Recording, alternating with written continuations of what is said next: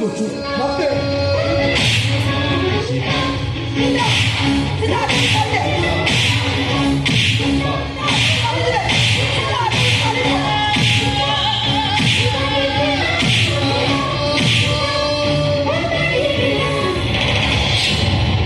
ଗୌରୀରେ ଆଘାତ ଦେଇଥିବା ମଣିଷର ମୋ ମୁଣ୍ଡରୁ ଗଣ୍ଡି ଟାପ ଲଗା କରିବି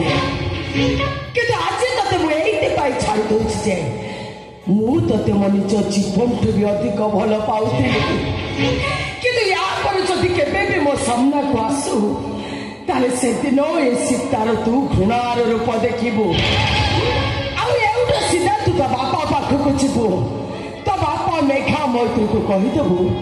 ତା ସହିତ ମୋର ଖୁବ୍ ଶୀଘ୍ର ଦେଖା ହବ ସେଦିନ ନା ଆଇନଟା ବିଚାର କରିବ ନା କାନୁନ